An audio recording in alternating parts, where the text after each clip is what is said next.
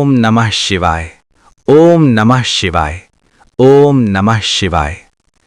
कर्पूर गौरम करुणावतारम संसार सारम भुजगेंद्रहारम सदा वसंतम हृदयारविंदे भवम भवानी सहितम नमामि। सादर प्रणाम। भोलेनाथ के सभी प्यारे भक्तों को मेरा कोटि कोटि नमन। आज का दिन, आज का ये पल अत्यंत पावन है। आज सोमवार है, साक्षात भगवान चंद्रमौली नीलकंठ कैलाशपति महादेव का दिन। आज हम सब मिलकर अगले 2 घंटे तक शिव भक्ति की उस पावन गंगा में गोते लगाएंगे जहां हर बूंद अमृत है, हर शब्द मंत्र है। अपने चारों ओर के वातावरण को भूल जाइए, अपने मन को शांत कर लें। आसन पर स्थिर होकर बैठ जाएं, रीढ़ की हड्डी सीधी, दोनों हाथ ज्ञान मुद्रा में और आंखें कोमल से बंद। एक गहरी सांस लें और भोलेनाथ का स्मरण करते हुए धीरे धीरे छोड़ें। महसूस करें कि आप इस समय इस भौतिक संसार में नहीं, बल्कि कैलाश पर्वत की पवित्र गुफा में बैठे हैं, जहां चारों ओर बर्फ की सफेदी है, शीतल पवन चल रही है और डमरू की धीमी धीमी गूंज सुनाई दे रही है। भगवान शिव और माता पार्वती आपके सामने साक्षात विराजमान है। ओम नमः शिवाय। ओम नमः शिवाय। महादेव, जो आदि हैं, अनंत हैं, जो अजन्मा है और मृत्युंजय हैं, जो निर्गुण निराकार हैं और सगुण साकार भी हैं, आज हम उनके उस स्वरूप को समझने का प्रयास करेंगे जो अत्यंत भोला है, लेकिन जिसका तीसरा नेत्र खुलने पर सृष्टि का विनाश भी हो सकता है। सोमवार का ये व्रत केवल एक उपवास नहीं है, ये शिव और शक्ति के मिलन का प्रतीक है। ये हमारे मन को, जो चंद्रमा की तरह चंचल है, स्थिर करने का दिन है। पौराणिक कथाओं के अनुसार स्वयं माता पार्वती ने शिव जी को पति रूप में पाने के लिए ये व्रत किया था। चंद्रमा ने अपने क्षय रोग से मुक्ति पाने के लिए इसी व्रत का सहारा लिया था। भक्तों, हम शिव महापुराण के उन दिव्य प्रसंगों को सुनेंगे जो हमारे जीवन के दुखों को हर लेंगे, जो हमें ये सिखाएंगे कि जीवन के विष को पीकर भी कैसे नीलकंठ बना जा सकता है। धैर्य रखें, श्रद्धा रखें और अपने हृदय को शिव भक्ति के लिए खोल दें। ओम त्र्यंबकम यजामहे सुगंधिम पुष्टिवर्धनम उर्वारुकमिव बंधनान मृत्यो मुक्षीयमामृतात्। आइए भक्तों, अब हम उस परम पवित्र कथा का श्रवण करते हैं जो सोमवार व्रत के दिन अनिवार्य रूप से सुनी जाती है। ये कथा हमें ये सिखाती है कि सच्ची भक्ति और अटूट विश्वास कैसे मृत्यु को भी टाल सकता है। प्राचीन काल की बात है। एक समृद्ध नगर में एक बहुत धनी साहूकार रहता था। उसके पास अपार धन संपत्ति, भव्य महल, दास दासी, ऊंट घोड़े, सब कुछ था। नगर में उसका बहुत मान सम्मान था, लेकिन इतनी संपन्नता के बावजूद साहूकार और उसकी पत्नी के जीवन में एक बहुत बड़ा खालीपन था। उनकी कोई संतान नहीं थी। संतान ना होने का दुख उन्हें हर पल सालता रहता था। उन्हें लगता था कि उनके जाने के बाद उनका ये सारा साम्राज्य, ये नामो निशान, सब कुछ मिट जाएगा। साहूकार अत्यंत धार्मिक प्रवृत्ति का व्यक्ति था। वो प्रतिदिन सुबह उठकर स्नान करता, स्वच्छ वस्त्र धारण करता और अपने घर के पास स्थित शिव मंदिर जाता।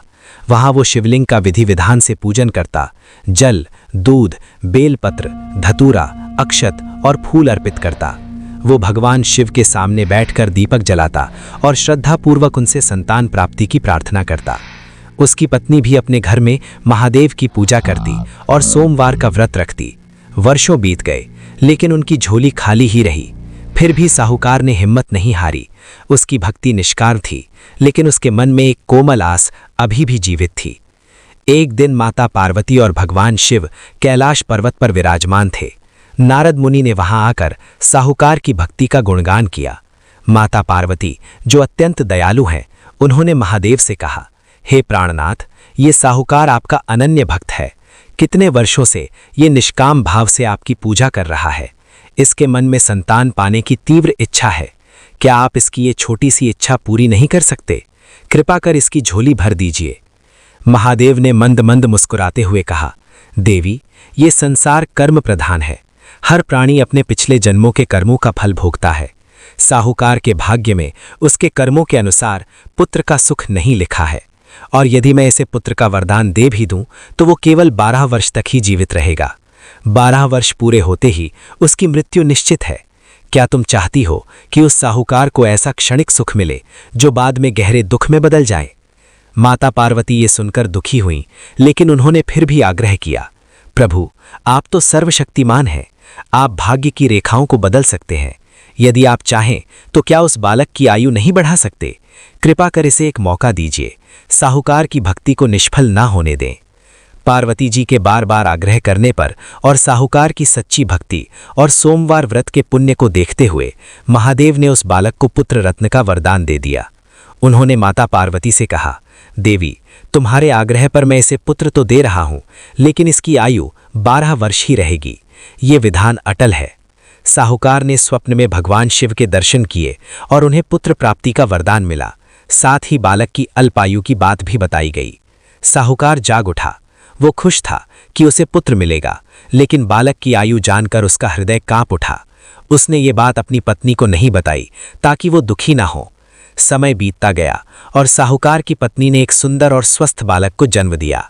साहूकार के घर में खुशियां छा गईं, उत्सव मनाया गया, दान पुण्य किया गया। बालक जैसे जैसे बड़ा हो रहा था, वो अत्यंत बुद्धिमान और सुशील होता गया। साहूकार उसे देखकर खुश होता, लेकिन महादेव की बात याद आते ही उसकी आंखें भर आतीं।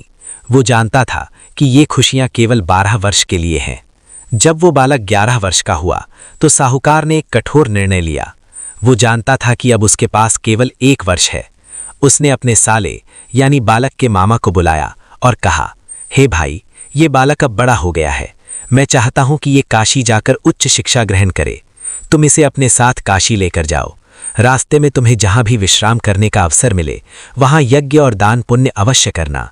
ये बालक मेरा एकमात्र सहारा है, इसकी रक्षा करना और इसे योग्य बनाना। मामा ने साहूकार की आज्ञा शिरोधार्य की। वो बालक को अपने साथ लेकर काशी के लिए निकल पड़ा। रास्ते में वे जहां भी रुकते, वहां शिव मंदिर में पूजा करते, यज्ञ करते और गरीबों को दान देते।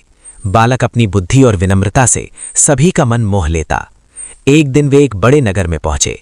वहां के राजा की कन्या का विवाह था। पूरा नगर सजा हुआ था, उत्सव का माहौल था। लेकिन राजा और उसके परिवार के मन में एक गहरा दुख था। जिस राजकुमार से राजकुमारी का विवाह होने वाला था, वो एक आंख से काणा यानी कान्हा था। राजा ने ये बात छुपा कर रखी थी ताकि विवाह में कोई बाधा ना आए, लेकिन दूल्हे के पिता को डर था कि यदि राजकुमारी को ये पता चला तो वो विवाह से इनकार कर सकती है। जब साहूकार के सुंदर पुत्र और उसके मामा उस नगर से गुजर रहे थे तो दूल्हे के पिता की नज़र उस बालक पर पड़ी। उसकी सुंदरता और तेज को देखकर उसके मन में एक कुटिल विचार आया। उसने सोचा कि यदि इस बालक को दूल्हे की जगह बिठा दिया जाए तो राजकुमारी विवाह के लिए तैयार हो जाएगी और विवाह संपन्न होने के बाद वो असली दूल्हे को राजकुमारी के साथ विदा कर देगा। दूल्हे के पिता ने मामा को बहला फुसलाकर और बहुत सारा धन देकर मना लिया। उसने कहा कि आपके भांजे को केवल कुछ समय के लिए दूल्हा बनना होगा, विवाह के बाद आप उसे वापस ले जा सकते हैं। मामा ने धन के लोलभ में और ये सोचकर कि ये केवल कुछ समय की बात है, सहमति दे दी। साहूकार के पुत्र को दूल्हे के वस्त्र पहनाकर मंडप में बिठाया गया। विवाह की रस्में शुरू हुईं। राजकुमारी और साहूकार के पुत्र ने एक दूसरे को देखा और वे दोनों एक दूसरे पर मोहित हो गए। विवाह संपन्न हुआ, लेकिन साहूकार का पुत्र अंदर ही अंदर बहुत दुखी था। वो जानता था कि वो राजकुमारी के साथ छल कर रहा है। विवाह के बाद जब राजकुमारी और साहूकार का पुत्र एकांत में थे तो बालक ने एक साहसी निर्णय लिया। उसने राजकुमारी के दुपट्टे पर अपनी उंगली से लिख दिया, हे राजकुमारी, तुम्हारा विवाह तो मेरे साथ हुआ है, लेकिन तुम्हें जिस राजकुमार के साथ विदा किया जाएगा वो एक आंख से काणा है, वो मैं नहीं हूं। अगले दिन विदाई के समय राजकुमारी ने अपना दुपट्टा देखा। उसने वो संदेश पढ़ा और वो सन्न रह गई। उसने काणे राजकुमार के साथ जाने से साफ इनकार कर दिया। उसने राजा को सारी बात बताई और कहा, मेरा विवाह जिस सुंदर राजकुमार के साथ हुआ है, मैं केवल उसी के साथ जाऊंगी। राजा ने जब काने राजकुमार को देखा तो वो बहुत क्रोधित हुआ। उसने दूल्हे के पिता को बंदी बना लिया और साहूकार के पुत्र की तलाश शुरू कर दी। लेकिन बालक और उसका मामा तब तक नगर से दूर निकल चुके थे। साहूकार का पुत्र और मामा काशी पहुंचे। वहां उन्होंने एक छोटे से मकान में रहना शुरू किया। बालक पूरी निष्ठा से विद्या ग्रहण करने लगा। समय पंख लगाकर उड़ रहा था। वो बालक अब 12 वर्ष का होने वाला था। उसके मामा बहुत चिंतित रहने लगे क्योंकि उन्हें साहूकार ने महादेव की भविष्यवाणी के बारे में बताया था। समय बीतता गया और वो दिन आ ही गया जिसका साहूकार को 12 वर्षों से डर था। वो बालक 12 वर्ष का हो गया। उस दिन वो सुबह उठा, उसने स्नान किया और शिव मंदिर जाने की तैयारी करने लगा।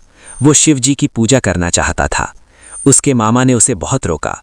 उन्होंने कहा, आज तुम घर से बाहर मत जाओ, आज सोमवार का दिन है, तुम घर में ही पूजा कर लो। लेकिन बालक नहीं माना।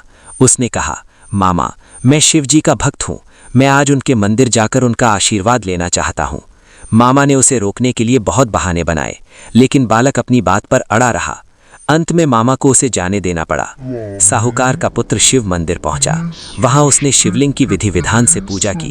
जल, दूध, बेलपत्र, धतूरा, अक्षत और फूल अर्पित किया। वो भगवान शिव के सामने बैठकर ओम नमः शिवाय का जाप करने लगा। वो पूजा में पूरी तरह लीन था। उसका मन शांत और भक्ति से भरा था। अचानक उसकी तबीयत खराब होने लगी। उसे चक्कर आने लगे और वो शिवलिंग के पास ही गिर पड़ा। उसके मामा, जो उसके पीछे पीछे मंदिर आए थे, उसे गिरते देखकर दौड़कर उसके पास पहुंचे। उन्होंने बालक को उठाने का प्रयास किया, लेकिन वो हिलडुल नहीं रहा था। उसके प्राण पखेरु उड़ चुके थे। वो निर्जीव पड़ा था। मामा ये देखकर जोरों से विलाप करने लगे। मंदिर में सन्नाटा छा गया। सभी लोग इकट्ठे हो गए और उस बालक को देखकर दुखी होने लगे। मामा का रोना पीना सुनकर सभी की आंखें नम हो गईं। उसी समय संयोगवश माता पार्वती और भगवान शिव आकाश मार्ग से कैलाश पर्वत की ओर जा रहे थे। उन्होंने मंदिर से मामा के विलाप की आवाज सुनी। माता पार्वती का हृदय पसीज गया। उन्होंने महादेव से कहा, हे प्राणनाथ, ये आवाज तो अत्यंत दर्द भरी है, कृपा कर देखिए वहां क्या हो रहा है। महादेव और पार्वती जी मंदिर पहुंचे। वहां उन्होंने उस मृत बालक को और उसके पास रोते हुए मामा को देखा। पार्वती जी ने उस बालक को पहचान लिया। उन्होंने महादेव से कहा, प्रभु, ये तो वही साहूकार का पुत्र है। इसकी आयु केवल 12 वर्ष ही थी और आज वो समय पूरा हो गया। कृपा कर इसे पुनर्जीवित कर दीजिए। इसके पिता ने कितनी निष्ठा से आपकी पूजा की, सोमवार का व्रत रखा। क्या उनकी भक्ति का यही फल होगा? इस बालक के मामा का दुख देखिए, ये कितना रो रहा है। कृपा कर इस पर दया करें। महादेव ने कहा, देवी, मृत्यु तो अटल है, इसका समय पूरा हो चुका था। लेकिन पार्वती जी नहीं मानी।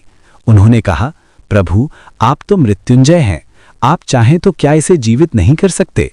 यदि आप इसे जीवित नहीं करेंगे तो लोग आपकी भक्ति पर विश्वास करना छोड़ देंगे। इस बालक के माता पिता का क्या होगा? वे तो इसके बिना जीवित नहीं रह पाएंगे। कृपा कर इसे एक मौका दीजिए। साहूकार के सोमवार व्रत के पुण्य का मान रखिए। पार्वती जी के बार बार आग्रह करने पर और साहूकार की सच्ची भक्ति और सोमवार व्रत के पुण्य को देखते हुए महादेव ने उस बालक को पुनर्जीवित कर दिया। उन्होंने उस बालक के शरीर पर हाथ फेरा और वो बालक ऐसे उठ बैठा जैसे वो सोकर उठा हो। मामा ये देखकर आश्चर्यचकित रह गए। उनकी आंखों से आंसू बहने लगे, लेकिन इस बार ये आंसू खुशी के थे। उन्होंने भोलेनाथ और माता पार्वती के चरणों में गिरकर उन्हें प्रणाम किया। मंदिर में उपस्थित सभी लोग हर हर महादेव के जयकारे लगाने लगे। सभी ने सोमवार व्रत की महिमा का अनुभव किया। बोलो कैलाशपति शिव शंकर की जय, माता पार्वती की जय। भक्तों, सोमवार व्रत की ये कथा हमें ये सिखाती है कि सच्ची भक्ति और अटूट विश्वास कैसे असंभव को भी संभव बना सकता है। साहूकार ने निष्काम भाव से शिव जी की पूजा की और माता पार्वती की करुणा ने उसके पुत्र की आयु बढ़ा दी। ये कथा हमें ये भी सिखाती है कि जीवन और मृत्यु महादेव के हाथ में है, और यदि हम पूरी श्रद्धा से उनकी शरण में जाते हैं तो वे हमारे हर संकट को हर लेते हैं। आइए भक्तों, अब हम शिव महापुराण के उस महासागर में डूबते हैं जहां हर बूंद अमृत है। भोलेनाथ के स्वरूप को समझने के लिए हमें उनके इन दिव्य प्रसंगों को गहराई से सुनना होगा। प्रसंग 1, माता पार्वती की कठिन तपस्या और अटूट प्रेम। शिव और शक्ति दोनों एक ही हैं, अलग नहीं। सती के देह त्याग के बाद शिव जी गहरे शोक में डूब गए और उन्होंने समाधि ले ली। माता सती ने पर्वतराज हिमालय और मैना के घर पार्वती के रूप में जन्म लिया। बचपन से ही उनके मन में शिव जी के प्रति अगाध प्रेम था। वे शिव जी को ही अपना पति बनाना चाहती थीं, लेकिन शिव जी तो समाधि में थे। उन्हें पाना अत्यंत कठिन था। माता पार्वती ने निर्णय लिया कि वे तपस्या के माध्यम से शिव जी को प्रसन्न करेंगी। वे घर से निकलकर वन में चली गईं। वहां उन्होंने अत्यंत कठोर तपस्या शुरू की। वर्षों तक उन्होंने केवल वायु पीकर, फिर सूखे पत्ते खाकर और अंत में निर्जल रहकर तप किया। उनके शरीर पर धूल जम गई। वे अत्यंत दुबली हो गई थीं। उनकी ये तपस्या देखकर देवता भी कांप उठे। माता पार्वती की ये तपस्या हमें ये सिखाती है कि बिना धैर्य, संघर्ष और त्याग के परम सत्य की प्राप्ति नहीं होती। प्रेम और भक्ति में अटूट विश्वास ही वो शक्ति है जो ईश्वर को भी झुकने पर विवश कर देती है। प्रसंग 2, कामदेव का दहन और शिव का निष्काम स्वरूप। तारकासुर नाम के राक्षस ने देवताओं को बहुत परेशान कर रखा था। उसे वरदान था कि वो केवल शिव जी के पुत्र के हाथों ही मारा जाएगा, लेकिन शिव जी तो समाधि में थे।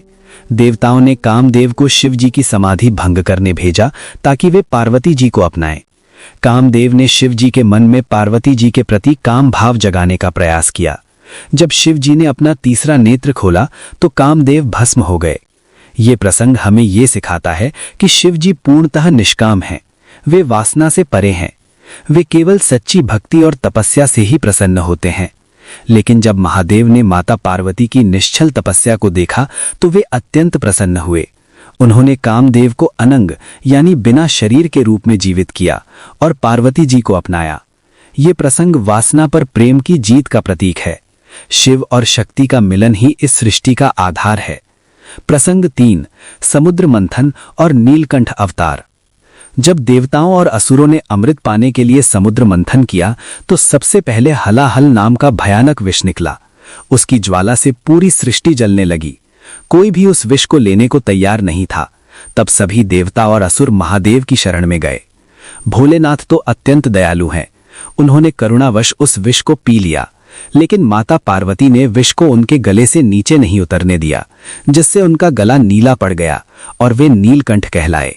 ये प्रसंग हमें ये सिखाता है कि दूसरों के दुखों यानी विष को हरने वाला ही सच्चा शिव है। जीवन में जब भी संकट आए, जब भी दुखों का विष हमें घेर ले, तो हमें नीलकंठ महादेव का स्मरण करना चाहिए। वे हमारे हर दुख को हर लेंगे। भक्तजनों, यहाँ सोमवार व्रत कथा संपन्न होती है। शास्त्रों में बताया गया है कि किसी भी पूजा, व्रत या कथा का पूर्ण फल तब तक प्राप्त नहीं होता जब तक अंत में भगवान की आरती न की जाए। तो आइए व्रत कथा आरती के इस वीडियो में अब हम सब मिलकर पूरे श्रद्धा भाव से भगवान भोलेनाथ की आरती करते हैं। आप सभी अपने दोनों हाथ जोड़ लें, सच्चे मन से शिवजी का ध्यान करें और हमारे साथ इस आरती में शामिल हों। आरती शुरू करने से पहले कमेंट्स में हर हर महादेव या ओम नमः शिवाय जरूर लिखें, ताकि आपकी हाजिरी भगवान के दरबार में लग सके। तो चलिए शुरू करते हैं भगवान शिव की आरती। शिव आरती। ओम जय शिव ओमकारा, स्वामी जय शिव ओमकारा, ब्रह्मा विष्णु सदा शिव अर्धांगी धारा। ओम जय शिव ओमकारा, एकानन चतुरानन पंचानन राजे, हंसासन गरुणासन वृषवाहन साजे। ओम जय शिव ओमकारा, दो भुज चार चतुर्भुज दशभुज अति सोहे, त्रिगुण रूप निरखते त्रिभुवन जन मोहे। ओम जय शिव ओमकारा, अक्षमाला वनमाला मुंडमाला धारी, त्रिपुरारी कंसारी करमाला धारी। ओम जय शिव ओमकारा, श्वेतांबर पीतांबर बाघंबर अंगे, सनकादिक गरुणादिक भूतादिक संगे। ओम जय शिव ओमकारा, कर के मध्य कमंडलु चक्र त्रिशूल धारी, सुखकारी दुखहारी जग पालनकारी। ओम जय शिव ओमकारा, ब्रह्म विष्णु सदाशिव जानत अविवेका, प्रणवाक्षर के मध्य ये तीनों एका। ओम जय शिव ओंकारा। त्रिगुण शिव जी की आरती जो कोई नर गावे, कहत शिवानंद स्वामी मन वांछित फल पावे। ओम जय शिव ओंकारा। भक्तजनों, भगवान भोलेनाथ की आरती के बाद आइए अब हम सब मिलकर जगत जननी माँ गौरी यानी माँ पार्वती की आरती करें। शिव और शक्ति सदैव एक साथ हैं और माँ पार्वती की आराधना के बिना शिव जी की पूजा अधूरी मानी जाती है। तो आइए अपने दोनों हाथ जोड़कर पूरे भक्ति भाव से माँ पार्वती की आरती में शामिल हों। माता पार्वती की आरती। जय पार्वती माता, जय पार्वती माता, ब्रह्म सनातन देवी शुभ फल की दाता। ओम जय पार्वती माता। अरिकुल पद्म विनाशिनी जय सेवक त्राता, जग जीवन जगदम्बा हरिहर गुण गाता। ओम जय पार्वती माता। सिंह को वाहन साजे कुंडल है साथा, देव वधू जस गावत नित्य करत ताथा। ओम जय पार्वती माता। सतयुग रूपशील अति सुंदर नाम सती कहलाता, हिमाचल घर जन्मी सखियन संगराता। ओम जय पार्वती माता। शुंभ निशुंभ विदारे हिमाचल स्थाता, सहस्त्र भुजा तनुधरि के चक्र लियो हाथा। ओम जय पार्वती माता। सृष्टि रूप तू ही है जननी शिव संग रंग राता, नंदी भृंगी बीन लही सारा जग मद माता। ओम जय पार्वती माता। देवन अरज करत हम चित्त को लाता, गावत दे दे ताली मन में रंग राता। ओम जय पार्वती माता। श्री प्रताप आरती मैया की जो कोई गाता, सदा सुखी नित रहता सुख संपत्ति पाता। ओम जय पार्वती माता। ओम जय पार्वती माता। ओम जय पार्वती माता। ब्रह्म सनातन देवी शुभ फल की दाता। भक्तजनों, भगवान भोलेनाथ और माता पार्वती की आरती के बाद हमारा पूजा पाठ तो संपन्न होता है, लेकिन किसी भी व्रत की सफलता उसके नियमों के सही पालन पर निर्भर करती है। अक्सर हमारे मन में ये सवाल रहता है कि सोमवार के व्रत में क्या खाना चाहिए और किन बातों का ध्यान रखना चाहिए। तो आइए व्रत कथा आरती के इस वीडियो में आगे हम जानते हैं सोमवार व्रत के कुछ बहुत ही महत्वपूर्ण नियम और फलाहार की सही विधि। सोमवार व्रत के नियम। सोमवार का व्रत बहुत ही सात्विक और फलदायी होता है। इस व्रत को करने वाले भक्तों को इन बातों का विशेष ध्यान रखना चाहिए। प्रातःकाल स्नान। व्रत वाले दिन सुबह जल्दी उठकर स्नान करें और स्वच्छ कपड़े पहनें। सोमवार के दिन सफ़ेद या हल्के रंग के वस्त्र पहनना बहुत शुभ माना जाता है। क्रोध और बुराई से बचें। व्रत के दिन आपका मन पूरी तरह से शांत और शुद्ध होना चाहिए। किसी पर क्रोध न करें, अपशब्द न बोलें और किसी के प्रति मन में बुरे विचार न लाएं। मन ही मन ओम नमः शिवाय का जाप करते रहें। 2 समय की पूजा। सोमवार के व्रत में सुबह और शाम प्रदोष काल दोनों समय भगवान शिव की पूजा करनी चाहिए। शाम की पूजा और आरती के बाद ही व्रत का पारण करना उत्तम होता है। ब्रह्मचर्य का पालन। व्रत के दिन पूर्ण रूप से सात्विकता और ब्रह्मचर्य का पालन करना चाहिए। व्रत में क्या खाएं और क्या नहीं। फलाहार रूम। सोमवार के व्रत में खानपान का नियम बहुत ही सरल है। सात्विक फलाहार। आप पूरे दिन में फल, दूध, दही, छाछ या मेवे का सेवन कर सकते हैं। क्या पकाकर खा सकते हैं? यदि आप फलाहार बना रहे हैं तो आप साबूदाने की खिचड़ी या खीर, कुट्टू या सिंघाड़े के आटे की पूरी, आलू की सब्जी और मखाने का सेवन कर सकते हैं। नमक का नियम। सोमवार के व्रत में साधारण नमक का सेवन बिल्कुल वर्जित है। फलाहार में केवल सेंधा नमक का ही उपयोग करें। कई भक्त इस दिन मीठा व्रत भी रखते हैं, जिसमें नमक का बिल्कुल त्याग किया जाता है और केवल मीठा भोजन या फल खाया जाता है।